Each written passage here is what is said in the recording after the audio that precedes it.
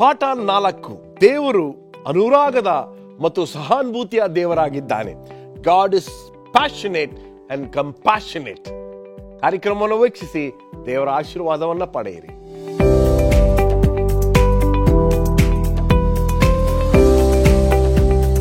ನಮಸ್ಕಾರ ದೇವರ ಮಕ್ಕಳೇ, 4ನೇ ಪಾಠಕ್ಕೆ ನಿಮ್ಮೆಲ್ಲರಿಗೂ ಸುಸ್ವಾಗತ. ಅದ್ಭುತವಾಗಿರ್ತಕ್ಕಂಥ ದೇವರ ಬಗ್ಗೆ ಬಹಳಷ್ಟು ವಿಷಯಗಳನ್ನ ಸತ್ಯವೇದದಿಂದ ಕಲಿತಿದ್ದೇವೆ.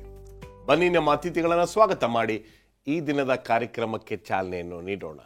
ಬೋಧಕರಾಗಿರ್ತಕ್ಕಂಥ ರಾಜದಾಸ್, ಬೋಧಕರಾಗಿರ್ತಕ್ಕಂಥ ಮುತ್ತು ಮ್ಯಾಥ್ಯೂ ಮತ್ತು ಬೋಧಕರಾಗಿರ್ತಕ್ಕಂಥ ಪ್ರಸನ್ನ ಕುಮಾರ್. ನಮಸ್ಕಾರ ಸರ್, ತುಂಬಾ ಸಂತೋಷ ನೀವು ನಮ್ಮ ಕಾರ್ಯಕ್ರಮಕ್ಕೆ ಬಂದಿದ್ದು. ದೇವರ ಬಗ್ಗೆ ಕಲಿತಾ ಇದ್ದೀವಿ ಈ ಮಾಸಿಕದಲ್ಲಿ. ಪ್ರೀತಿ ಸ್ವರೂಪನು, ಕರುಣಾನಿಧಿಯು, ಬಹಳಷ್ಟು ವಿಷಯಗಳನ್ನು ಕಲಿತಾ ಇದ್ದೀವಿ. ಆದರೆ ಇಲ್ಲಿ ಈ 4ನೇ ಪಾಠದಲ್ಲಿ ದೇವರು ಆತನ ಇನ್ನೊಂದು ಮುಖ್ಯವಾಗಿರ್ತಕ್ಕಂಥ 2 ವಿಷಯಗಳನ್ನು ನಾವು ಕಲೀಲಿಕ್ಕೆ ಹೋಗ್ತಾ ಇದ್ದೀವಿ. ನಾವು ಸ್ಮರಣ ವಾಕ್ಯವನ್ನು ಓದಿ ಅನಂತರ ನಿಮ್ಮ ಹತ್ರ ಬರ್ತೀನಿ ಪಾಸ್ಟರ್ ಪ್ರಸನ್ನ. ಯೆಶಾಯನ ಪ್ರವಾದನೆ ಗ್ರಂಥ 49ನೇ ಅಧ್ಯಾಯ 15ನೇ ವಚನ. ಸತ್ಯವಾಕ್ಯ ಈ ರೀತಿ ಹೇಳುತ್ತೆ, ಒಬ್ಬ ಹೆಂಗಸು ತಾನು ಹೆತ್ತ ಮಗುವಿನ ಮೇಲೆ ಕರುಣೆ ಇಡದೆ ತನ್ನ ಮೊಲೆಕೂಸನ್ನು ಮರೆತಾಳೆ. ಒಂದು ವೇಳೆ ಮರೆತಾಳು, ನಾನಾದರೆ ನಿನ್ನನ್ನು ಮರೆಯೇ. ಹೇಳಿ ಪಾಸ್ಟರ್ ಪ್ರಸನ್ನ ಅವರೇ, ಏನು ಇದ್ರ ಬಗ್ಗೆ? ದೇವರು ತಾನು ಎಷ್ಟು ಪ್ರೀತಿಯನ್ನು ತೋರಿಸ್ತಾ ಇದ್ದಾನೆ, ಸಹಾನುಭೂತಿ ಇದೆ ಅವನಲ್ಲಿ ಎಂಬುದನ್ನು ಈ ವಚನಗಳ ಮೂಲಕವಾಗಿ ನಾವು ಕಲಿತೇವೆ. ಮೊದಲನೇದಾಗಿ ನಾವು ಸತ್ಯವೇದವನ್ನು ಕೀರ್ತನೆಗಳ 103ನೇ ಅಧ್ಯಾಯ 13ನೇ ವಚನ ನಾವು ನೋಡುವಾಗ, ತಂದೆಯು ಮಕ್ಕಳನ್ನು ಕನಿಕರಿಸುವಂತೆ ಯೆಹೋವನು ತನ್ನಲ್ಲಿ ಭಯಭಕ್ತಿ ಉಳ್ಳವರನ್ನು ಕನಿಕರಿಸುತ್ತಾನೆ. ಅಂದರೆ ನಿಜವಾದ ಭಾವನಾತ್ಮಕವಾದ ಸಂಬಂಧ ಇರತಕ್ಕಂಥದ್ದು ತಾಯಿ ಮಕ್ಕಳು, ತಂದೆ ಮಕ್ಕಳು. ಆ ಒಂದು ಪ್ರೀತಿಯನ್ನ ಹೇಗೆ ನಾನು ನನ್ನ ಜನರಲ್ಲಿ ತೋರಿಸಬಲ್ಲೆ ಎಂಬತಕ್ಕಂಥ ಉದಾಹರಣೆಯನ್ನ ದೇವರು ನಮಗೆ ತಿಳಿಸುವಂತನಾಗಿದ್ದಾನೆ.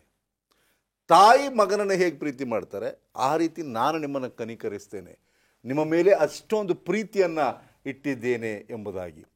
ಇದು ಹೇಗೆ ಅಂದರೆ, ನಿಜವಾಗಿಯೂ ದೇವರು ನಮ್ಮ ಮೇಲೆ ಅಷ್ಟೊಂದು ಪ್ರೀತಿ ಇಟ್ಟಿದ್ದಾನೆ ಎಂಬುದನ್ನು ವ್ಯಕ್ತಪಡಿಸ್ತಾ ಇದೆ. ಯಾಕೆಂದರೆ ಆತನ ಪ್ರೀತಿ ಇಲ್ಲದೆ ಆತನ ನ್ಯಾಯವನ್ನು ತಿಳ್ಕೊಳ್ಳಿಕ್ಕೂ ಸಾಧ್ಯ ಇಲ್ಲ. ಪ್ರೀತಿ ನ್ಯಾಯ ಜೊತೆಯಾಗಿ ಹೋಗ್ತವೆ. ಯಾರನ್ನ ಸ್ವಾಮಿ ಶಿಕ್ಷೆ ಮಾಡ್ತಾರೆ ಅಂದರೆ ಅವರನ್ನು ಪ್ರೀತಿ ಮಾಡೋರನ್ನು. ಇವತ್ತು ಮನುಷ್ಯರಿಗೆ ಶಿಕ್ಷೆ ಬರ್ತಾ ಇದೆ ಅಂದರೆ ದೇವರ ಪ್ರೀತಿ ಇಲ್ಲ ಅಂತಲ್ಲ, ದೇವರು ನಮ್ಮ ಪ್ರೀತಿ ಮಾಡ್ತಾನೆ. ಆ ಪ್ರೀತಿಯನ್ನು ಅರ್ಥಕೊಳ್ಬೇಕು ನಾವು. ಕೆಲವು ಸಾರಿ ಈ ಕಡಿವಾಣ ಇಲ್ಲದ ಭಾವನಾತ್ಮಗಳು ಬಹಳ ಸಮಸ್ಯೆ ಇರ್ತದೆ. ಈ ಎಮೋಷನ್ಸ್ ಅಂತಾರೆ.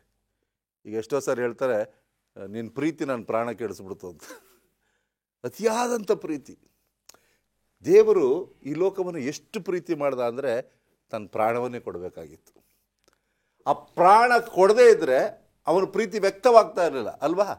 ಆ ಶಿಲುಬೆ ಮೇಲೆ ಸ್ವಾಮಿ ಸತ್ತಾಗ, how much do you love the world, ಎಷ್ಟು ಈ ಲೋಕವನ್ನು ಪ್ರೀತಿ ಮಾಡ್ತೀಯ ಅಂದರೆ ತನ್ನ 2 ಕೈಗಳನ್ನು ತೆಗೆದು ಹೇಳ್ತಾನೆ, ಇಷ್ಟು ನಾನು ಪ್ರೀತಿ ಮಾಡ್ತಾ ಇದ್ದೇನೆ. ಅಷ್ಟಕ್ಕೂ ಮನುಷ್ಯನು ತಾನು ಕರಗಲಿಲ್ಲ ಎಂಬುದಾಗಿ ಹೇಳುವಾಗ ದೇವರಿಗೆ ಇನ್ನೂ ದುಃಖ ಆಗ್ತದೆ. ವಂಡರ್ಫುಲ್. ಇದ್ರ ಬಗ್ಗೆ ನಾವು ಇನ್ನೂ ಮಾತಾಡ್ಕೊಂಡು ಹೋಗೋಣ. ಭಾನುವಾರದ ಪಾಠಕ್ಕೆ ನಾವು ಬರುವುದಾದರೆ ಪಾಸ್ಟರ್ ರಾಜದಾಸ್, ತಾಯಿಯ ಪ್ರೀತಿಗಿಂತ ಆಟೋ ನಮ್ಮ ಬೆಂಗಳೂರು ಆಟೋ ಚಾಲಕರು ಎಲ್ಲರೂ ಬರೆದಿರ್ತಾರೆ, ತಾಯಿಗಿಂತ ದೊಡ್ಡ ದೇವರು ಇಲ್ಲ, ತಾಯಿಯೇ ದೇವರು. ಆ ರೀತಿಯಾಗಿ ಬಹಳಷ್ಟು ಜನರು ತಮ್ಮ ಪ್ರೀತಿಯನ್ನು ಆಟೋ ಹಿಂದುಗಡೆ ಬರೆದಿರ್ತಕ್ಕಂಥದ್ದು ನೋಡಿದ್ವಿ. ಆದರೆ ಇಲ್ಲಿ ಭಾನುವಾರದ ಪಾಠದ ಶಿರೋನಾಮೆ ತುಂಬ ಚೆನ್ನಾಗಿದೆ. ತಾಯಿಯ ಪ್ರೀತಿಗಿಂತ ಹೆಚ್ಚಾಗಿರ್ತಕ್ಕಂಥದ್ದು ಯಾವುದು, ಏನೋದು ಹೇಳಿ. ದೇವರ ಪ್ರೀತಿಯನ್ನು ಸ್ವಾಮಿ ವ್ಯಕ್ತಪಡಿಸಲಿಕ್ಕೆ, ವಿವರಿಸಲಿಕ್ಕೆ ಈ ಒಂದು ಉಪನಮಯಗಳನ್ನು ಉಪಯೋಗಿಸ್ತಿದ್ದಾನೆ.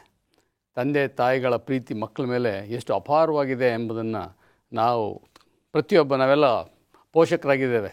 ನಮ್ಮ ಮಕ್ಕಳನ್ನ ಎಷ್ಟು ಪ್ರೀತಿ ಮಾಡ್ತೀವಿ ನಮಗೆ ಗೊತ್ತಿದೆ. ಅದಕ್ಕಿಂತಲೂ ಮಿಗಿಲಾಗಿ ನಾನು ನಿಮ್ಮನ್ನು ಪ್ರೀತಿ ಮಾಡ್ತೀನಿ ಎಂಬುದಾಗಿ ಸ್ವಾಮಿ ಸಾಬೀತುಪಡಿಸಲಿಕ್ಕೇ ಈ ವಾಕ್ಯಗಳನ್ನು ನಮ್ಮಲ್ಲಿ ಇಟ್ಟಿದ್ದಾನೆ. ಇದು ಸತ್ಯ. ಮನುಷ್ಯರಾದ ನಾವು ಮಕ್ಕಳಿಗೆ ಏನು ಮಾಡಲಿಕ್ಕೂ ಸಿದ್ಧವಾಗಿರ್ತೇವೆ. ಅವ್ರಿಗೆ ಒಂಚೂರು ಹೆಚ್ಚು ಕಡಿಮೆ ಆಗಿಬಿಟ್ರೆ ನಿದ್ದೆನೇ ಬರೋಲ್ಲ. ಬೆಳಗ್ಗೆಯಿಂದ ರಾತ್ರಿ ತನಕ ಓಡಾಡ್ತೇವೆ ಅವ್ರನ್ನ ಹೇಗಾದರೂ ಮಾಡಿ ಸಂತೋಷಗಿಡಿಸ್ಬೇಕಂತೇಳಿ. ಆದರೆ ಮನುಷ್ಯನ ಪ್ರೀತಿಗಿಂತಲೂ ದೇವರ ಪ್ರೀತಿ ಅದಕ್ಕಿಂತ ಮಿಗಿಲಾಗಿದೆ ಎಂಬುದನ್ನು ತೋರಿಸ್ಲಿಕ್ಕೇ ಈ ವಚನಗಳು ಹೇಳ್ತದೆ. ಕೀರ್ತನೆ ಈಗಾಗಲೇ ಸ್ವರ್ಣವಾಕ್ಯ ಓದಿದ್ದೇವೆ. ತಾಯಿ ತನ್ನ ಮಗುವನ್ನು ಮರ್ತಾಳು, ಆದರೆ ನಾನು ಇವನ್ನು ಮರೆಯಲ್ಲ ಅಂತ ಹೇಳಿದೆ. ಯಾವುದಾದ್ರೂ ಸಾಧ್ಯತೆ ಇದೆಯಾ ಮಕ್ಕಳನ್ನ ತಾಯಿ ಮರಿತಾಳ? ಆದರೆ ಮರ್ತಿರೋ ತಾಯಂದಿರು ಇದ್ದಾರೆ. ನಾವು ತಿಳಿದಂಗೆ ನೋಡಿದ್ದೇವೆ. ಅನೇಕ ತಾಯಂದಿರು, ನಾನು ಬೀದಲ್ಲಿರುವಾಗ ನಮ್ಮ ಮನೆ ಹಿಂದೆ ಒಂದು ಹಾಗತಾನೇ ಜನ್ಮ ನೀಡೋಂಥ ಮಗು ಅಂತಂದು ನಮ್ಮ ಮನೆ ಹಿಂದೆ ಬಿಟ್ಬಿಟ್ಟಿದ್ದು. ಆಕೆ ಒಬ್ಬ ಕ್ರೈಸ್ತ ಹೆಣ್ಮಗಳು. ಆಕೆ ಗರ್ಭ ಧರಿಸಿದ್ದು, ಹೊಟ್ಟೆ ಎತ್ಕೊಂಡು ಭಿಕ್ಷೆ ಬೇಡಕ್ಕೆ ಪ್ರಾರ್ಥನೆಗೆ ಬರ್ತಾ ಇಲ್ಲು. ಆದರೆ ಮಾರನೆಗೆ ನೋಡಿದ್ರೆ ಮಗು ಅಲ್ಲಿದೆ. ಆ ಹೆಂಗಸು ಮತ್ತೆ ಕಣ್ಣು ಕಾಣಲೇ ಇಲ್ಲ ಸುಮಾರು ದಿವಸ. ಆಮೇಲೆ ಗೊತ್ತಾಯಿತು ಈ ಮಗು ಹಾಕಿದೆ ಅಂತೇಳಿ. ಹೇಗೆ ತಾನೇ ತನ್ನ ಸ್ವಂತ ಮಗುವನ್ನು ತೊರೆಯಲಿಕ್ಕಾಗತ್ತೆ? ಸ್ವಾಮಿ ಹೇಳ್ತಾನೆ, ತೊರೆದ್ರೂ ತೊರಿಬೋದು, ನಾನು ನಿಮ್ಮನ್ನು ತೊರೆಯಲ್ಲ ಅಂಥೇಳಿ. ಇವತ್ತು ನಮಗೇನು ಖಚಿತ ಆಗಬೇಕಂತ ಹೇಳಿದ್ರೆ, ದೇವರು ನಮ್ಮನ್ನು ಇಹಲೋಕದ ತಂದೆ ತಾಯಿಗಿಂತ ಮಿಗಿಲಾಗಿ ಪ್ರೀತಿ ಮಾಡ್ತಾನೆ ಎಂಬ ಅಂಶ ಸತ್ಯವನ್ನು ಗೋಚರ ಪಡಿಸ್ಕೊಂಡ್ರೆ ನಾವು ಆ ದೇವರನ್ನ ಎಲ್ಲದಕ್ಕಿಂತ ಹೆಚ್ಚಾಗಿ ಪ್ರೀತಿ ಮಾಡಲಿಕ್ಕೆ ಪ್ರೇರೇಪಣೆ ಆಗುತ್ತೆ. ಕೀರ್ತನೆ 103ನೇ ಅಧ್ಯಾಯನ ಪಾಸ್ಟರ್ ಪ್ರಸನ್ನರು ಹೋದ್ರು. ಪೋಷಕರನ್ನ ಹೋಲಿಸ್ತಾ ಇದೆ. ಅದು ಇನ್ನೊಂದ್ಸರಿ ಓದೋಣ ಪಾಸ್ಟರ್. ಮತ್ತು ಕೀರ್ತನೆ 103ನೇ ಅಧ್ಯಾಯ 13ನೇ ವಚನ. ತಂದೆಯು ಮಕ್ಕಳನ್ನು ಕನಿಕರಿಸುವಂತೆ ಯೆಹೋವನು ತನ್ನಲ್ಲಿ ಭಯಭಕ್ತಿಯುಳ್ಳವರನ್ನು ಕನಿಕರಿಸುತ್ತಾನೆ. ಈಗ ತಪ್ಪಿ ಹೋದ ಮಗ ಮತ್ತೆ ಬಂದಾಗ ತಂದೆ ಏನು ಮಾಡ್ದ? ಕನಿಕರದಿಂದ ಮಗನಿಗೆ ಕಾತುರದಿಂದ ಕಾಯ್ತಾ ಇದ್ದ. ಅದೇ ರೀತಿ ಪರಲೋಕದ ದೇವರು ನಮಗಾಗಿಯೂ ಸಹ ಕಾಯ್ತಾ ಇದ್ದಾನೆ. ಇವತ್ತು ಅನೇಕ ಪಾಪ ಮಾಡಿ ನಾವು ಅನೇಕ ನೀವು ಹೇಳ್ಬೋದು, ನಾನು ಭಾಳ ಪಾಪ ಮಾಡಿದ್ದಾನೆ, ನಾನು ದೇವರಿಂದ ಭಾಳ ದೂರವಾಗಿ ಮತ್ತೆ ಬರಲಿಕ್ಕೆ ಸಾಧ್ಯತೆ ಇಲ್ಲ ಅಂತ. ಅಂತಹ ಪರಿಸ್ಥಿತಿಯಲ್ಲೂ ದೇವರು ನಮ್ಮನ್ನು ಇನ್ನೂ ಪ್ರೀತಿ ಮಾಡ್ದಂತೆ. ಎಂಥ ಕರುಣಮಯನ ದೇವರು. ಎಲ್ಲ ಜೀವ ಇಲ್ಲದ ದೇವತೆಗಳನ್ನು ಪೂಜೆ ಮಾಡ್ತಾ ಇದ್ದಾರೆ. ಆದರೆ ನಮ್ಮ ದೇವರು ಸಜೀವಳ ದೇವರು, ಕರುಣೆ ಉಳ್ಳ ದೇವರು, ಹೃದಯ ಉಳ್ಳ ದೇವರು. ನಮ್ಮನ್ನು ಯಾವತ್ತೂ ಕೈ ಬಿಡಲ್ಲಂತೆ. ಯೆಶಾಯ 49:15 ತಾಯಿಗೆ ಹೋಲಿಕೆ ಆಗಿದೆ. ಯೆರೆಮೀಯ 31ನೇ ಅಧ್ಯಾಯ 20ನೇ ವಚನ ಓದಿ. ಇದನ್ನು ಯಾರು ಹೋಲಿಕೆ ಮಾಡಿ ಹೇಳ್ತಂದ್ರೆ, ಯೆಹೋವನಿಂತೆನ್ನುತ್ತಾನೆ, ಎಫ್ರಾಯಿಮು ನನಗೆ ಪ್ರಿಯ ಪುತ್ರನೋ, ಮುದ್ದು ಮಗುವೋ ಏನೋ, ಅವನ ಹೆಸರೆತ್ತಿದಾಗೆಲ್ಲ ಅವನನ್ನು ಜ್ಞಾಪಿಸಿಕೊಳ್ಳುತ್ತಲೇ ಬರುತ್ತೇನೆ. ಇದರಿಂದ ನನ್ನ ಕರುಳು ಅವನಿಗಾಗಿ ಮರುಗುತ್ತದಲ್ಲ, ಅವನನ್ನು ಕರುಣಿಸುವೆನು. ತಾಯಿಯ ಕರುಳು ಅಂತ ಹೇಳ್ತಾರೆ. ಆ ತಾಯಿಯ ಮಕ್ಕಳಿಗೆ ಹೆಚ್ಚು ಕಡಿಮೆ ಆಗಿಬಿಟ್ರೆ, ಜ್ವರ ಆಗಿಬಿಟ್ರೆ ತಾಯಿಗೆ ನಿದ್ದೆನೇ ಬರಲ್ಲ. ಏನಾದರೂ ಆಕ್ಸಿಡೆಂಟ್ ಆಗಿಬಿಟ್ರೆ ಅವ್ರು ಒದ್ದಾಡ್ತಿರ್ತಾರೆ. ಮೊನ್ನೆ ಒಬ್ಬ ನಮ್ಮ ಪ್ರಾಮುಖ್ಯವಾದಂಥ ನಾಯಕರ ಮಗ, ಒಂದು 40-48 ವರ್ಷ ಇರ್ಬೋದು, ತೀರೋಗ್ಬಿಟ್ಟ. ಆ ತಾಯಿ ಆ ವಿಷಯ ಕೇಳಿದ ಕೂಡಲೇ ಆ ನೆರಳ ಮೇಲೆ ಹೊರಲಾಡ್ತಾ ಇದ್ಲು, ಎದೆ ಬಿಡ್ಕೊಂಡು. She cannot digest the loss of her son. ಆ ತಾಯಿಯ ಕರುಳು ಅಷ್ಟೇ ಕರುಣೆಯನ್ನು ದೇವರು ನಮ್ಮ ಮೇಲೆ ಇಟ್ಟಿದಂತೆ. ಯಾವಾಗ ಒಬ್ಬ ಮನುಷ್ಯ ತಪ್ಪಿಸ್ಕೊಂಡು ಪಾಪ ಮಾಡಿ ದೇವರಿಂದ ದೂರ ಆಗ್ತಾನೆ, ದೇವ್ರು ಸಂತೋಷ ಪಡಲ್ಲ. ಹೋದ್ರೋಗ್ಲಿ ಬಿಡು, ನನಗೆ ಇನ್ನೂ ಬೇಕಾದಷ್ಟು ಮಕ್ಕಳು ಅಂತ ಹೇಳಲ್ಲ.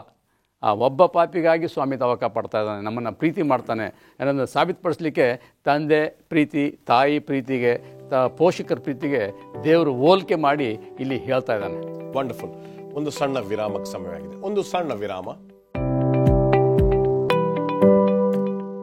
Welcome back. ಬನ್ನಿ, ದೇವರ ಬಗ್ಗೆ ಕಲಿಯೋಣ, ದೇವರ ವಾಕ್ಯದಿಂದ ಕಲಿಯೋಣ. ಇದನ್ನು ಸಬ್ಬತ್ ಶಾಲೆ ಪಾಠ ಅಂತ ಕರಿತೀವಿ. ಸತ್ಯವೇದವನ್ನು ತೆರೆದು ಅಂಶಗಳನ್ನು ಗ್ರಹಿಸ್ಕೊಳ್ತಾ ಇದ್ದೀರಾ ಎಂಬತಕ್ಕಂಥದ್ದೇ ನಮ್ಮ ಪ್ರಾರ್ಥನೆ. ಬನ್ನಿ, ಪಾಸ್ಟರ್ ಪ್ರಸನ್ನ, ಯಾವುದೋ ಅದ್ಭುತವಾಗಿರ್ತಕ್ಕಂಥ ಪ್ರೀತಿಗಳ ಬಗ್ಗೆ ನಾವು ಕೇಳಿದ್ದೀವಿ. ಆದರೆ ಇದರಲ್ಲಿ ಶ್ರೇಷ್ಠವಾಗಿರ್ತಕ್ಕಂಥ, ಅದರಲ್ಲೂ ನಮ್ಮ ಕರುಳು ಕಿತ್ತು ಬರುವಂಥ ರೀತಿಯಲ್ಲಿ ಇರುವಂಥ ಒಂದು ಪ್ರೀತಿ, ಯಾವ ಪ್ರೀತಿ ಅದು? ಅದು ತಾನು ಈಗ ನಾವು ಯೆರೆಮೀಯ 31 ಮತ್ತು 20ನೇ ವಚನದವರ ಈ ಮಕ್ಕಳನ್ನು ನೋಡುವಾಗ ದೇವರು ಹೇಳ್ತಾರೆ, ನನ್ನ ಕರುಳು ಅವ್ರಿಗಾಗಿ ಮರುಗ್ತಾ ಇದೆ ಎಂಬುದಾಗಿ. ದೇವರ ಪ್ರೀತಿ ಬಾಯಿ ಮಾತಿನ ಪ್ರೀತಿ ಅಲ್ಲ, ಅದು ಹೃದಯದಿಂದ ಬರ್ತಕ್ಕಂಥ ಪ್ರೀತಿ. ಯೋಷಿಯನಿಗೆ ಸ್ವಾಮಿ ಹೇಳ್ತಕ್ಕಂಥದ್ದು, ನೀನು ಒಬ್ಬ ವ್ಯಭಿಚಾರಿಣಿಯನ್ನು ಮದುವೆ ಆಗು, ಅವರಿಂದ ಮಕ್ಕಳನ್ನು ಪಡೆದುಕೋ. ಇದರಿಂದ ನಾನು ಇಸ್ರಾಯೇಲ್ ಜನಗೆ ಕಲಿಸುವ ಪಾಠ ಏನಂದರೆ, ಅವರು ಎಷ್ಟೇ ಕೆಟ್ಟು ಹೋಗಿದ್ದಾಗಿ ಸಹ ಅವರನ್ನು ನಾನು ಪ್ರೀತಿ ಮಾಡ್ತೇನೆ. ಅದೇ ಯೋಷಿಯ 11ನೇ ಅಧ್ಯಾಯದಲ್ಲಿ ಸ್ವಾಮಿ ಯಾತಕ್ಕೆ ಕೋರಿಸ್ತಾನೆ ಅವನ ಪ್ರೀತಿಯನ್ನು ನೋಡುವಾಗ, ಪುತ್ರ ವಾತ್ಸಲ್ಯ. ಇಸ್ರಾಯೇಲು ಕೇವಲ ಬಾಲ್ಯದಲ್ಲಿದ್ದಾಗ ನಾನು ಅದರ ಮೇಲೆ ಪ್ರೀತಿ ಇಟ್ಟು ಆ ನನ್ನ ಮಗನನ್ನು ಐಗುಪ್ತ ದೇಶದಿಂದ ಕರೆದೆನು. ಕರೆದ ಹಾಗೆಲ್ಲ ನನ್ನ ಜನರು ದೂರ ದೂರ ಹೋಗುತ್ತಲೇ ಬಂದರು. ಬಾಳ ದೇವತೆಗಳು ಯಜ್ಞ ಮಾಡಿ ಬೊಂಬೆಗಳಿಗೆ ಧೂಪ ಹಾಕಿದರು. ನಾನೇ ಎಫ್ರೇಮಿಗೆ ನಡೆಯುವುದನ್ನು ಕಲಿಸಿದೆನು, ಅದನ್ನು ಕೈಯಲ್ಲಿ ಎತ್ತಿಕೊಂಡೆನು, ತನ್ನನ್ನು ಸ್ವಸ್ಥ ಮಾಡಿದನು ನಾನೇ ಎಂದು ಅದಕ್ಕೆ ತಿಳಿಯಲಿಲ್ಲ. ನೋಡಿ, ದೇವರು ಹೇಳ್ತಾನೆ, ನಿಮ್ಮನ್ನು ಹುಟ್ಟಿಸಿದವನು ನಾನೇ, ನಿಮ್ಮನ್ನು ಬೆಳೆಸೋನು ನಾನೇ, ನಿಮ್ಮನ್ನು ನಡೆಸಿ ದೊಡ್ಡವರನ್ನಾಗಿ ಮಾಡುವನು ನಾನೇ ಎಂಬುದಾಗಿ. 9ನೇ ವಚನವನ್ನು ಬಹಳ ಚೆನ್ನಾಗಿ ಗಮನಿಸೋಣ. ನನ್ನ ಉಗ್ರ ಕೋಪವನ್ನು ತೀರಿಸೇನು, ಎಫ್ರಾಯಮನ್ನು ನಾಶ ಮಾಡಲು ತಿರುಗಿಕೊಳ್ಳೆನು, ನಾನು ಮನುಷ್ಯನಲ್ಲ ದೇವರೇ, ನಾನು ನಿಮ್ಮಲ್ಲಿ ನೆಲೆಯಾಗಿರುವ ಸದಮಲ ಸ್ವಾಮಿ, ನಾನು ರೋಷದಿಂದ ಬಾರೇನು. ಅಂದರೆ ನಾನು ಕೋಪದಿಂದ ನಿಮ್ಮನ್ನು ನಾಶ ಮಾಡೋದಿಲ್ಲ. ದೇವರ ಕೋಪ ಮನುಷ್ಯರನ್ನು ನಾಶ ಮಾಡಲಿಕ್ಕಲ್ಲ, ದೇವರ ಕೋಪ ಮನುಷ್ಯರನ್ನು ತಿದ್ದಲಿಕ್ಕೋಸ್ಕರ. ಆ ಪ್ರೀತಿ ಅನ್ನೋದೇನಿದೆಯಲ್ಲ, ಆ ಪ್ರೀತಿಯನ್ನು ನಾವು ಅರ್ಥ ಮಾಡಲಿಕ್ಕೆ ಹೋಗಲ್ಲ. ಸ್ವಾಮಿ ಅನೇಕ ಉದಾಹರಣೆಗಳನ್ನ ಕೊಡ್ತಾನೆ. ಧರ್ಮೋಪದೇಶಕಾಂಡ 1ನೇ ಅಧ್ಯಾಯ 31ನೇ ವಚನ ಹೇಳ್ತಕ್ಕಂಥದ್ದು, ಒಬ್ಬ ಮನುಷ್ಯನು, ಸಾಧಾರಣ ಮನುಷ್ಯನು, ತಂದೆಯು ತನ್ನ ಮಗನನ್ನ ಹೆಗಲ ಮೇಲೆ ಹೊತ್ತುಕೊಂಡ ಹಾಗೆ ನಾನು ನಿಮ್ಮನ್ನು ಹೊತ್ತುಕೊಂಡು ನಡೀತಾ ಇದ್ದೇನೆ. ಯೆಶಾಯ 63:9 ಹೇಳ್ತಕ್ಕಂಥದ್ದು, ಆತನ ಕೃಪೆ, ಆತನ ಕರುಣೆ, ಆತನ ಪ್ರೀತಿ ನಮ್ಮನ್ನು ವಿಮೋಚನೆ ಮಾಡುತ್ತದೆ, ಪಾಪದಿಂದ ಬಿಡುಗಡೆನ ತರುತ್ತದೆ, ನಮ್ಮನ್ನು ವೃದ್ಧರನ್ನಾಗಿ ಮಾಡುವ ತನಕ ನಡೆಸ್ಕೊಂಡು ಹೋಗ್ತದೆ. ದೇವರ ಪ್ರೀತಿ ಅರ್ಧಕ್ಕೆ ನಿಲ್ಲೋಲ್ಲ, ಅಂಥದ್ರಲ್ಲಿ ನಮ್ಮನ್ನು ನಡೆಸ್ಕೊಂಡು ಬರ್ತಾ ಇದೆ ಎಂಬುದಾಗಿ. ಅದಕ್ಕೋಸ್ಕರ ಸ್ವಾಮಿ ಹೇಳ್ತಕ್ಕಂಥದ್ದು, ನನ್ನ ಪ್ರೀತಿ ತಾಯಿಯ ಪ್ರೀತಿಗಿಂತಲೂ ಅಧಿಕವಾಗಿದೆ. ಅನೇಕ ಸಾರಿ ಕೆಲವು ವಿಷಯಗಳನ್ನು ಕೇಳಿದಾಗ ನಮ್ಮ ಹೊಟ್ಟೆಯಲ್ಲಿ ಏನೋ ಒಂದು ಸಂಕಟ ಏನೋ ಆಗಿದೆ. ಈ ವಿಷಯ ಕೇಳಿದ ತಕ್ಷಣ ಗರಬಡ್ದಂಗೆ ಆಗ್ತದೆ, ಹೊಟ್ಟೆಯಲ್ಲಿ ಇಂಥ ಒಂದು ಪರಿಸ್ಥಿತಿ ಆಗ್ತದೆ. ಇಂಥ ಒಂದು ಉದಾಹರಣೆಗಳನ್ನು ಸಹ ಸ್ವಾಮಿ ಕೊಡ್ತಾನೆ. ನನ್ನ ಕರುಳು ತಿರ್ಸ್ತದೆ, ನನ್ನ ಹೊಟ್ಟೆ ತಿರುಗೋಗ್ತದೆ, ಇದನ್ನೆಲ್ಲ ನೋಡಿಕೊಂಡು ನಾನು ಇರಲಿಕ್ಕೆ ಸಾಧ್ಯ ಇಲ್ಲ. ಒಬ್ಬ ತಾಯಿ ಈ ಲೋಕದಲ್ಲಿ ತನ್ನ ಎತ್ತ ಮಗುವನ್ನು ಬಿಸಾಕ್ಬಿಡ್ಬೋದು, ಸ್ವಾರ್ಥಕ್ಕೋಸ್ಕರ ಏನಾದರೂ ಮಾಡಬಹುದು. ಆದರೆ ದೇವರ ಪ್ರೀತಿ ಅದಕ್ಕಿಂತಲೂ ಅಗಾಧವಾದದ್ದು ಎಂಬುದನ್ನು ತೋರಿಸಲಿಕ್ಕೆ ಈ ದಿನದ ಪಾಠ ಹೇಳ್ತಕ್ಕಂಥದ್ದು ಕರುಳು ತಿರುಚುವ ಪ್ರೀತಿ. ಸೂಪರ್. ಮುಂದೆ ಹೋಗೋಣ. ಯೇಸು ಸ್ವಾಮಿಯ ಸಹಾನುಭೂತಿಯ ಬಗ್ಗೆ ನಾವು ಇಲ್ಲಿ ಮಾತಾಡ್ತಿದ್ದೀವಿ. ಹೇಳಿ ಪಾಸ್ಟರ್ ಮುತ್ತು ಅವರೇ. ಯೇಸು ಸ್ವಾಮಿಯವರ ಕರುಣೆ, ಸಹಾನುಭೂತಿಯ ಬಗ್ಗೆ ನಾವು ನೋಡುವುದಾದರೆ, ಸತ್ಯವೇದ ಏನೇನಿರುತ್ತೆ ಎಂಬುದಾಗಿ ನಾವು ಗಮನಿಸೋದಾದರೆ 2ನೇ ಕೊರಿಂಥ 1ನೇ ಅಧ್ಯಾಯ 3ನೇ ವಾಕ್ಯ, ಎಫೆಸದವರಿಗೆ ಬರೆದಂಥ ಪತ್ರಿಕೆ 2ನೇ ಅಧ್ಯಾಯ 4ನೇ ವಚನ, ಈ ವಚನಗಳಲ್ಲಿ ಯೇಸು ಸ್ವಾಮಿಯವರು ಕರುಣೆಯಲ್ಲಿ ಶ್ರೀಮಂತರಂತೆ.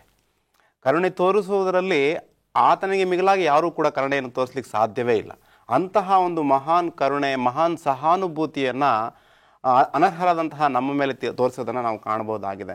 ಮತ್ತಾಯನ ಸುವಾರ್ತೆ 18ನೇ ಅಧ್ಯಾಯದಲ್ಲಿ ನಾವು ನೋಡೋದಾದರೆ ಒಂದು ಉಪಮಾನವನ್ನು ನಾವು ಕಾಣ್ತೇವೆ. ಒಬ್ಬ ವ್ಯಕ್ತಿ ಸಾಲವನ್ನು ಪಡೆದುಕೊಂಡಿರ್ತಾನೆ. ಎಷ್ಟು ಸಾಲ ಎಂಬುದಾಗಿ ನಾವು ನೋಡೋದಾದರೆ ಕೋಟಿ ರೂಪಾಯಿಗಳು. ಆದರೆ ಆ ವ್ಯಕ್ತಿಯನ್ನು ಆ ಯಜಮಾನ ಏನು ಮಾಡ್ತಾನಪ್ಪ ಅಂದರೆ ಕ್ಷಮಿಸ್ತಾನೆ, ಕರುಣೆಯನ್ನು ತೋರಿಸ್ತಾನೆ, ಕಳಿಸಿಬಿಡ್ತಾನೆ. ಅಂತಹ ಒಂದು ಕರುಣೆಯನ್ನು ದೇವರು ನಮ್ಮ ಮೇಲೆ ತೋರಿಸಿದ್ದಾನೆ. ಅಷ್ಟೇ ಅಲ್ಲ, ಲೂಕನ ಸುವಾರ್ತೆ 15ನೇ ಅಧ್ಯಾಯದಲ್ಲಿ ತಪ್ಪಿ ಹೋದ ಕುಮಾರನ ನಾವು ನೋಡ್ತೇವೆ. ಆತನು ದೂರ ದೇಶಕ್ಕೆ ಹೋಗಿ ಆಸ್ತಿಯನ್ನೆಲ್ಲ ಹಾಳು ಮಾಡ್ತಾನೆ. ಆದರೆ ಹಿಂತಿರುಗಿ ಬರುವಾಗ ಸಂತೋಷದಿಂದ ಆ ತಂದೆ ಹೋಗಿ ಆ ಮಗನನ್ನು ಸೇರಿಸಿಕೊಳ್ಳೋದನ್ನು ನಾವು ನೋಡ್ತೇವೆ.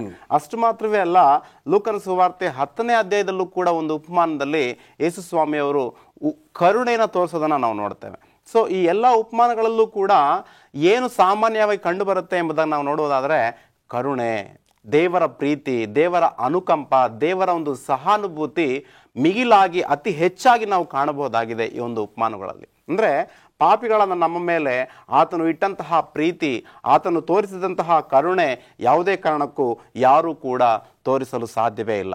ಯೇಸು ಸ್ವಾಮಿಯವರು 5 ರೊಟ್ಟಿ 2 ಮೀನುಗಳನ್ನು 5,000 ಮಂದಿಗೆ ಹಂಚ್ತಾರೆ. ಆ ಸಂದರ್ಭದಲ್ಲಿ ಆ ಜನರೆಲ್ಲರನ್ನೂ ಕೂಡ ಯೇಸು ಸ್ವಾಮಿಯವರು ಕಂಡು ಅವರೆಲ್ಲರೂ ಕೂಡ ಕುರುಬನಿಲ್ಲದಂತಹ ಕುರಿಗಳ ಹಾಗೆ ದಾರಿ ತಪ್ಪಿದ್ದಾರೆ ಎಂಬುದಾಗಿ ಯೇಸು ಸ್ವಾಮಿಯವರನ್ನು ಕಂಡು ಕನಿಕರ ಪಡ್ತಾನೆ, ಕಣ್ಣೀರು ಹಾಕ್ತಾನೆ. ಸೊ ಆದ್ದರಿಂದ ಯೇಸು ಸ್ವಾಮಿಯವರು ಪಾಪಿಗಳ ಮೇಲೆ ಕರುಣೆ ಇಡುವಾತನು, ಸಹಾನುಭೂತಿಯನ್ನು ತೋರಿಸುವಾತನು, ಆತನ ಮನ ಕುಲುಕುತ್ತೆ ಈ ಒಂದು ಸನ್ನಿವೇಶಗಳನ್ನು ಯೇಸು ಸ್ವಾಮಿ ಕಂಡಾಗ. ಜನರೆಲ್ಲರೂ ಕೂಡ ದಾರಿ ತಪ್ಪಿದ ಕುರಿಗಳ ಹಾಗೆ ಇದ್ದಾರೆ ಎಂಬುದಾಗಿ. ಆದ್ದರಿಂದ ಯೇಸು ಸ್ವಾಮಿಯವರು ಹೇಳ್ತಾರೆ ಮತ್ತಾಯನ ಸುವಾರ್ತೆ 3ನೇ ಅಧ್ಯಾಯ ಮತ್ತಾಯನ ಸುವಾರ್ತೆ 37ನೇ ವಾಕ್ಯದಲ್ಲಿ, ಯೆರೂಸಲೇಮೇ ಯೆರೂಸಲೇಮೇ, ಪ್ರವಾದಿಗಳ ಪ್ರಾಣ ತೆಗೆಯುವವಳೆ, ದೇವರು ನಿನ್ನ ಬಳಿಗೆ ಕಳುಹಿಸಿಕೊಟ್ಟವರನ್ನು ಕಲ್ಲೆಸೆದು ಕೊಲ್ಲುವವಳೆ, ಕೋಳಿ ತನ್ನ ಮರಿಗಳನ್ನು ರೆಕ್ಕೆಗಳ ಕೆಳಗೆ ಕೂಡಿಸಿಕೊಳ್ಳುವಂತೆ ನಿನ್ನ ಮಕ್ಕಳನ್ನು ಕೂಡಿಸಿಕೊಳ್ಳೋದಕ್ಕೆ ನನಗೆ ಎಷ್ಟೋ ಸಾರಿ ಮನಸ್ಸಿತ್ತು, ಆದರೆ ನಿಮಗೆ ಮನಸ್ಸು ಇಲ್ಲದೆ ಹೋಯಿತು. ಅಂತಹ ಒಂದು ಅದ್ಭುತವಾದಂತಹ ಕರುಣೆ ಅನುಕಂಪವನ್ನು ನಮ್ಮ ಮೇಲೆ ಸುರಿಸಿದ್ದಾರೆ. ಆದರೆ ನಾವು ಅನೇಕ ಬಾರಿ ಏನು ಮಾಡ್ತಿದ್ದೇವಪ್ಪ ಅಂತಂದರೆ ಆತನ ಕೃಪೆಗೆ ವಿರೋಧವಾಗಿ ಹೋಗೋದನ್ನು ನಾವು ಕಾಣ್ತೇವೆ. ಅದು ಬಹಳ ವಿಪರ್ಯಾಸ. ದೇವರ ಮಕ್ಕಳಾಗಿ ಆತನ ಅನುಕಂಪವನ್ನು ಹೊಂದಿಕೊಂಡಂತಹ ನಾವು ಆತನ ಮೆಚ್ಚುಗೆ ಮಕ್ಕಳಾಗಿ ನಾವು ಜೀವಿಸಬೇಕಾಗಿದೆ. ಆಗಿನ ಕಾಲದಲ್ಲಿ ನಾನು ಬಹಳಷ್ಟು ಸರಿ ಕೇಳಿದ್ದೇನೆ, ಕೋಳಿ ತನ್ನ ಮರಿಗಳನ್ನು ಯಾವ ರೀತಿ ಕಾಪಾಡುತ್ತೆ ಅಂತಕ್ಕಂಥದ್ದನ್ನು ಹಳೆ ಕಾಲದಲ್ಲಿ ಉಪಯೋಗಿಸ್ತಾ ಇದ್ರು. ಆದರೆ ಇಲ್ಲಿ ಧರ್ಮೋಪದೇಶ ಕಾಂಡ 32ನೇ ಅಧ್ಯಾಯ 11ನೇ ವಚನದಲ್ಲಿ ಹಕ್ಕಿ ಯಾವ ರೀತಿ ಹಾರಾಡಿಕೊಂಡು ತನ್ನ ಮರಿಗಳನ್ನು ನೋಡ್ಕೊಳ್ತದೋ ಆ ರೀತಿಯಾಗಿರ್ತಕ್ಕಂಥ ಉದಾಹರಣೆಗಳನ್ನು ನೋಡಿಸ್ತಾ ಇದ್ದಾರೆ. ದೇವರು ಆತನ ಪ್ರೀತಿ ಸಂರಕ್ಷಣೆ ಈ ರೀತಿ ಇದೆ ಎಂಬತಕ್ಕಂಥದ್ದನ್ನು ನಾವು ನೋಡ್ತೀವಿ. ಒಂದು ಸಣ್ಣ ವಿರಾಮಕ್ಕೆ ಸಮಯ ಆಗಿದೆ. ವಿರಾಮದ ನಂತರ ನಮ್ಮ ಚರ್ಚೆ ಮುಂದುವರಿತದೆ. ವೆಲ್ಕಮ್ ಬ್ಯಾಕ್ ದೇವರ ಮಕ್ಕಳೇ, ಮರಳಿ ಸ್ವಾಗತ. ಬನ್ನಿ, ಬುಧವಾರದ ಪಾಠಕ್ಕೆ ಬಂದಿದ್ದೇವೆ. 4ನೇ ಪಾಠದಲ್ಲಿದ್ದೇವೆ. ಸಂಶಯಗಳು, ಪ್ರಶ್ನೆಗಳು ಇದ್ದಂಥ ಪಕ್ಷದಲ್ಲಿ ದಯವಿಟ್ಟು ನಮಗೆ ಪತ್ರ ಬರೀಬೋದು.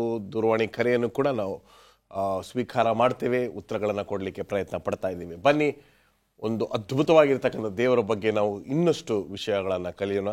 ಪಾಸ್ಟರ್ ರಾಜದಾಸ್, ಬುಧವಾರದ ಪಾಠದಲ್ಲಿ ನಾವು ಏನು ಕಲಿತಾ ಇದ್ದೀವಿ? ಬುಧವಾರದ ಪಾಠದಲ್ಲಿ ಏನು ಕಲಿತೀವಿ ಅಂತ ಹೇಳಿದ್ರೆ, ನಮ್ಮ ದೇವರು ಉತ್ಸುಕತೆ ಉಳ್ಳ ದೇವರು ಎಂಬುದಾಗಿ ಇಲ್ಲಿ ಹೇಳುತ್ತೆ. Is A jealous god. Jealous ಅಂದರೆ ಹೊಟ್ಟೆ ಕಿಚ್ಚುಪಡ್ತಕ್ಕಂಥ ದೇವರ. 1 ಕೊರಿಂಥ 13ನೇ ಅಧ್ಯಾಯ 4ನೇ ವಚನದಲ್ಲಿ ಹೇಳುತ್ತೆ ಪ್ರೀತಿಯ ಗುಣಲಕ್ಷಣ. ಪ್ರೀತಿಯು ಬಹು ತಾಳ್ಮೆಯುಳ್ಳದ್ದು, ಪ್ರೀತಿಯು ದಯೆ ತೋರಿಸುವುದು, ಪ್ರೀತಿಯು ಹೊಟ್ಟೆ ಕುಚ್ಚು ಪಡುವುದಿಲ್ಲ, ಹೊಗಳಿಕೊಳ್ಳುವುದಿಲ್ಲ, ಉಬ್ಬಿಕೊಳ್ಳುವುದಿಲ್ಲ. ಅದು ಹೊಟ್ಟೆ ಕಿಚ್ಚು ಪಡೋದಿಲ್ಲ ಅಂತೆ. ಆದರೆ ಇಲ್ಲಿ ದೇವರು ಹೊಟ್ಟೆ ಕಿಚ್ಚು ಪಡ್ತಾನೆ ಅಂತ ಹೇಳಿದ ಅರ್ಥ ಏನು? ಇದು ನಕಾರಾತ್ಮಕವಾದಂಥ ಮನೋಭಾವ ತೆಗೆದುಕೊಳ್ಬೋದು, ಸಕಾರಾತ್ಮಕ ಮನೋಭಾವ. ಸಹಜವಾಗಿ ನೋಡ್ತೇವೆ, ಯಾರು ನಾವು ಭಾಳ ಪ್ರೀತಿ ಮಾಡ್ತೇವೆ ಅವರಿಂದ ನಾವು ಪ್ರೀತಿಯನ್ನು ಬಯಸ್ತೇವೆ. ಅವರು ನಮಗೆ ಬಿಟ್ಟು ಬೇರೆ ಯಾರನ್ನೂ ಪ್ರೀತಿ ಮಾಡಬಾರ್ದು. ಇದು ಮಾನವ ರೀತಿಯಲ್ಲಿ ನೋಡುವಾಗಲೂ ಹಾಗೆ ಆಗುತ್ತೆ. ಈಗ ಕೆಲವು ಸಮಯದ ಹಿಂದೆ ಈಗಾಗಲೇ ಕೇಳಿರ್ಬೋದು ವರ್ತಮಾನದಲ್ಲಿ, ಒಬ್ಬ ಪತಿ ತನ್ನ ಪತ್ನಿ ಆತನ ಪ್ರೀತಿಯನ್ನು ಸಂಶಯ ಪ್ರಯುಕ್ತವಾಗಿ ಆಕೆಯನ್ನು ಕೊಲೆನೇ ಮಾಡಿಬಿಟ್ಟ. ಯಾಕೆ? ಇದು ನನ್ನನ್ನು ಬಿಟ್ಟು ಬೇರೆಯವ್ರನ್ನ ಯಾರನ್ನೋ ಪ್ರೀತಿ ಮಾಡಿದಾಳೆ ಎಂಬ ಒಂದು ಸಂಶಯ. ಆದರೆ ದೇವರು ಅಂತಹ ಕಟುಕನಲ್ಲ. ದೇವ್ರು ಯಾಕೆ ಅದನ್ನ ಹೇಳಿದ್ರೆ, ನಾನು ಇಷ್ಟೊಂದು ನಿಮ್ಮನ್ನು ಪ್ರೀತಿ ಮಾಡ್ತಾ ಇದ್ದೇನೆ, ತಾಯಿಗಿಂತಲೂ ತಂದೆಗಿಂತಲೂ ಮಿಗಿಲಾಗಿ ನಿಮ್ಮನ್ನು ಪ್ರೀತಿ ಮಾಡ್ತಾ ಇದ್ದೇನೆ. ಆ ರೀತಿ ಇರುವಾಗ ನೀವು ನನ್ನನ್ನು ಹೊರತು ಮತ್ತೆ ಯಾರನ್ನು ನೀವು ಪ್ರೀತಿ ಮಾಡಬಾರ್ದು. ಈ ಇಬ್ರಿಯ ಭಾಷೆಯಿಂದ ಎಷ್ಟೋ ಪದಗಳನ್ನು ನಾವು ಕೇಳ್ತೇವೆ. ನೀವು ಇಬ್ರಿಯ ಭಾಷೆಯನ್ನು ಮುಗಿಸಿದ್ದೀರ. ಇಬ್ರಿಯ ಭಾಷೆಗಳಲ್ಲಿ ಪದಪ್ರಯೋಗವನ್ನು ನಾವು ತೆಗೆದುಕೊಂಡಾಗ ಒಂದೊಂದು ಪದಕ್ಕೆ ವಿಭಿನ್ನವಾಗಿರ್ತಕ್ಕಂಥ ಅರ್ಥವನ್ನು ಕೊಡುವಂಥ ಪದಗಳು ಇಬ್ರಿಯ ಭಾಷೆಯಲ್ಲಿದೆ. ಇದರಲ್ಲಿ ದೇವರ ಸಹಾನುಭೂತಿ ಎಂಬತಕ್ಕಂಥ ಪದವನ್ನು ನಾವು ಒಂದು ವೇಳೆ ರಾಹೋಮ್ ಎಂಬತಕ್ಕಂಥ ಪದವನ್ನು ತೆಗೆದುಕೊಂಡಾಗ ಇಂಗ್ಲೀಷಲ್ಲೂ ಕೂಡ ಅದಕ್ಕೆ ಊರ್ಜಿತವಾಗಿರ್ತಕ್ಕಂಥ ಅರ್ಥ ಬರೋದಿಲ್ಲ. ಎಲ್ಲೋ ಒಂದು ಕಡೆ it doesn't make justice to the ಒಂದೊಂದು ಭಾಷೆಯಲ್ಲಿರ್ತಕ್ಕಂಥ ಅರ್ಥ ಮತ್ತೊಂದು ಭಾಷೆಯಲ್ಲಿ ಇರಲ್ಲ, ಇಂಪ್ಯಾಕ್ಟ್ ಕಡಿಮೆ ಆಗುತ್ತೆ. ಹೌದು, ಈ ಇಬ್ರು ಭಾಷೆಯಲ್ಲಿ ಅಷ್ಟು ದೇವರ ಸಹಾನುಭೂತಿಯ ಬಗ್ಗೆ ಉನ್ನತ ದರ್ಜೆಯ ಒಂದು ಅರ್ಥವನ್ನು ಕೊಟ್ಟಿದ್ದಾರೆ ಅಂತ ಹೇಳಿದ್ರೆ ತಪ್ಪಾಗಲ್ಲ. ಖಂಡಿತವಾಗಿ. ಅದಕ್ಕೆ ಕೀರ್ತನೆ 78ನೇ ಅಧ್ಯಾಯ 58ನೇ ವಚನದಲ್ಲಿ ಕೀರ್ತನೆಗಾರ ಹೇಳ್ತಾ ನೋಡಿ, ಅವರು ತಮ್ಮ ಪೂಜಾ ಸ್ಥಳಗಳಿಂದ ಆತನನ್ನು ಬೇಸರಗೊಳಿಸಿ ವಿಗ್ರಹಗಳಿಂದ ರೇಗಿಸಿದರು. ಆ ಪ್ರಯುಕ್ತವಾಗಿ ದೇವರಿಗೆ ಬೇಸರ ಆಯ್ತಂತೆ. ಇವ್ರನ್ನ ನಾನು ಇಷ್ಟೊಂದು ಹದ್ದಿನಂತೆ ನಾನು ಇವ್ರನ್ನ ಸಂರಕ್ಷಿಸ್ಕೊಂಡು ಬಂದೆ, ಕೋಳಿ ತನ್ನ ಮರಿಗಳನ್ನು ಸಂರಕ್ಷಿಸ್ಕೊಂಡು ಬಂದೆ, ಅರಣ್ಯದಲ್ಲಿ 40 ವರ್ಷಗಳನ್ನ ಅವ್ರನ್ನ ಪೋಷಿಸ್ಕೊಂಡು ಬಂದೆ. ಆದರೆ ಇವ್ರೇನು ಮಾಡಿದ್ರು? ನನಗೆ ದ್ರೋಹ ಮಾಡಿದ್ರು. ಪತಿದ್ರೋಹನ ಯಾರೂ ಸಹಿಸ್ಕೊಳ್ಳೋಕೆ ಇಷ್ಟಪಡಲ್ಲ ಸಹಜವಾಗಿ ಮಾನವ ಸಂಬಂಧದಲ್ಲಿ. ಅದೇ ರೀತಿ ಆತ್ಮಿಕವಾದ ರೀತಿಯಲ್ಲೂ ಸಹ ದೇವರು ತನ್ನನ್ನು ಬಿಟ್ಟು ನಾವು ಬೇರೆಯವ್ರನ್ನ ಪೂಜೆ ಮಾಡಿದ್ರೆ ಸಹಿಸ್ಕೊಳ್ಳಲ್ಲ. ಒಂದು ವಚನವನ್ನು ಪೂರಕವಾಗಿ ಓದಲಿಕ್ಕೆ ಇಷ್ಟಪಡ್ತೇನೆ. ಧರ್ಮೋಪದೇಶ ಕಂಡ 4ನೇ 24ನೇ ವಚನ ಹೇಳ್ತದೆ, ನಿಮ್ಮ ದೇವರಾದ ಯೆಹೋವನು ತನಗೆ ಸಲ್ಲಬೇಕಾದ ಗೌರವವನ್ನು ಮತ್ತೊಬ್ಬರಿಗೆ ಸಲ್ಲಗೊಡಿಸದೆ ಉರಿಯುವ ಬೆಂಕಿಯಂತೆ ಜ್ವಾಲೆ ದಹಿಸಿ ಬಿಡುವವನಾಗಿದ್ದೇನೆ. ಅಗ್ನಿ. ಇದರ ಅರ್ಥ ಇಷ್ಟೇ, ದೇವರು ನಮ್ಮನ್ನು ಎಷ್ಟು ಪ್ರೀತಿ ಮಾಡ್ತಾನೆ, ಬಿಟ್ಕೊಡ್ಲಿಕ್ಕೆ ತಯಾರಿಲ್ಲ.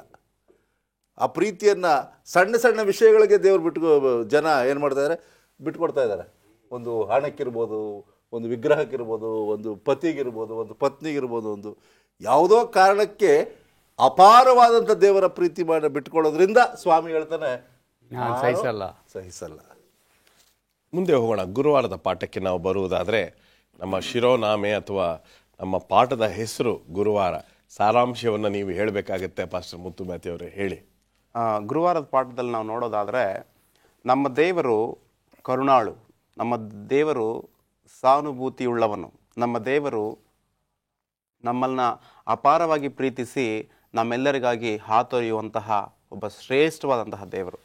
ಆ ದೇವರ ಕುರಿತಾಗಿ ನಾವಿಲ್ಲಿ ನೋಡೋದಾದರೆ, ಆತನ ಮನದಾಳದ ಪ್ರತಿಯೊಂದು ಬಯಕೆ ಏನಪ್ಪ ಅಂತಂದರೆ, ನಮ್ಮ ಕಣ್ಣೀರನ್ನು ಆತನು ಸಹಿಸೋದಿಲ್ಲ, ನಮ್ಮ ದುಃಖವನ್ನು ಆತನು ಸಹಿಸೋದಿಲ್ಲ. ಆತನು ಚಲಿಸ್ತಾನೆ. ಈ ವಿಚಾರಗಳಲ್ಲಿ ನಾವು ಕಣ್ಣೀರಿಟ್ಟಾಗ, ನಾವು ಗೋಳಾಡಿದಾಗ, ನಾವು ಕಷ್ಟದಲ್ಲಿರುವಾಗ ದೇವರು ಮೌನವಾಗಿದ್ದಾನೆ ಎಂಬುದಾಗಿ ನಾವು ಅನೇಕ ಬಾರಿ ದೇವರನ್ನು ಪ್ರಶ್ನಿಸೋದುಂಟು. ಆದರೆ ಒಂದನ್ನು ಅರ್ಥ ಮಾಡ್ಕೋಬೇಕೇನಪ್ಪ ಅಂತಂದರೆ, ದೇವರು ನಮ್ಮ ಒಂದು ಕಷ್ಟಗಳನ್ನು ಕಂಡು ಯಾವುದೇ ಕಾರಣಕ್ಕೂ ಕೂಡ ಆತನು ಮೌನವಾಗಿ ಉಳಿಯುವಂಥವನಲ್ಲ, ಚಲಿಸ್ತಾನೆ. ಆತನು ಪ್ರತಿಕ್ರಿಯೆಯನ್ನು ನೀಡ್ತಾನೆ, ಅಂತಹ ದೇವರು.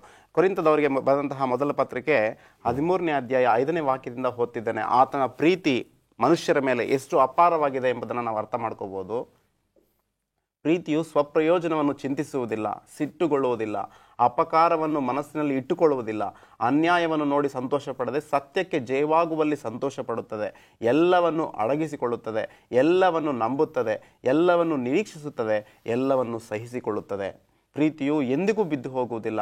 ಪ್ರವಾದನೆಗಳಾದರೋ ಇಲ್ಲದಂತಾಗುವವು, ವಾಣಿಗಳೋ ನಿಂತು ಹೋಗುವವು, ವಿದ್ಯೆಯೋ ಇಲ್ಲದಂತಾಗುವುದು. ಆದರೆ ದೇವರ ಪ್ರೀತಿ ಏನಿದೆ ಅಲ್ಲ, ಅದು ಶಾಶ್ವತವಾದದ್ದು ಎಂಬುದಾಗಿ ಈ ಒಂದು ಕೊರಿಂಥದವರಿಗೆ ಬರೆದಂತಹ ಪತ್ರಿಕೆ 13ನೇ ಅಧ್ಯಾಯದಲ್ಲಿ ಪೌಲನು ಬಹಳ ಸ್ಪಷ್ಟವಾಗಿ, ಅದ್ಭುತವಾಗಿ ನಮಗೆ ತಿಳಿಸ್ತಿರುವಂತನಾಗಿದ್ದಾನೆ.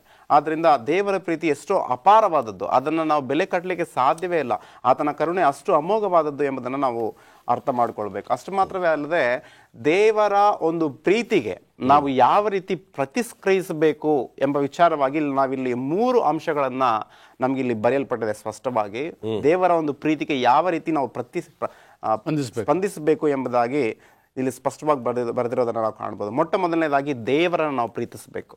ಎರಡನೇದಾಗಿ ನಮ್ಮ ನೆರೆಹೊರೆಯರನ್ನು ನಮ್ಮಂತೆ ಪ್ರೀತಿಸಬೇಕು, ಅವರ ಕಷ್ಟಗಳಲ್ಲಿರುವಾಗ ನಾವು ಕೂಡ ಸ್ಪಂದಿಸಬೇಕು. ಮೂರನೇದಾಗಿ ನಾವು ನೋಡೋದಾದರೆ, ನಮ್ಮ ಒಂದು ಹೃದಯ ಯಾವ ರೀತಿ ಬದಲಾಗುತ್ತೆ ಎಂಬುದಾಗಿ ನಾವು ನೋಡೋದಾದರೆ, ದೇವರಿಂದ ಮಾತ್ರ ಬದಲಾಗುತ್ತೆ ಎಂಬುದನ್ನು ನಾವು ನಂಬುವವರಾಗಿರಬೇಕು. ದೇವರು ನಮ್ಮನ್ನು ಎಷ್ಟು ಪ್ರೀತಿಸಿದ್ದಾನೆ, ಸಹಾನುಭೂತಿ ಆಗಿದ್ದಾನೆ, ಕರುಣಾಳು ಆಗಿದ್ದಾನೆ. ಆದರೆ ನಾವು ಅದನ್ನು ಯಾವ ರೀತಿ ಆತನಿಗೆ ಅರ್ಥಭರಿತವಾಗಿರ್ತಕ್ಕಂಥ ಸಂಬಂಧವನ್ನು ನಾವು ವ್ಯಕ್ತಪಡಿಸ್ತೀವಿ ಅಂದರೆ, ನೆರೆಯವರನ್ನು ಪ್ರೀತಿಸುವ ಮೂಲಕ ನಾವು ಅದನ್ನು ನೆರವೇರಿಸ್ತೀವಿ. ಆದರೆ ಎಲ್ಲೋ ಒಂದು ಕಡೆ ಅದರಲ್ಲಿ ಸೋಲ್ತಾ ಇದ್ದೀವಿ. ಬರೀ ಒನ್ ವೇ ಬರ್ತಾ ಇದೆ, ಇನ್ನೊಂದು ವೇ ಅದು ಹೋಗ್ತಾ ಇಲ್ಲ. ಸೊ ದೇವರು ನಮ್ಮೆಲ್ಲರನ್ನು ಆಶೀರ್ವದಿಸಿ ಈ ಪಾಠದ ಮೂಲಕ ನಮ್ಮ ಪ್ರಿಯ ವೀಕ್ಷಕರು ಈ ಒಂದು ಅಮೂಲ್ಯವಾಗಿರ್ತಕ್ಕಂಥ ಪಾಠವನ್ನು ಕಲಿತು ದೇವರು ಪ್ರೀತಿ ಸ್ವರೂಪನು, ನಾವು ಕೂಡ ಆ ಪ್ರೀತಿಯನ್ನು ಕಾರ್ಯರೂಪದಲ್ಲಿ ತೋರಿಸ್ತಕ್ಕಂಥ ವ್ಯಕ್ತಿಗಳಾಗಿರಲಿ ಎಂಬತಕ್ಕಂಥದ್ದು ನನ್ನ ಪ್ರಾರ್ಥನೆ. ದೇವರು ನಿಮ್ಮೂವರನ್ನು ಆಶೀರ್ವದಿಸಲಿ. ನಮಸ್ಕಾರ.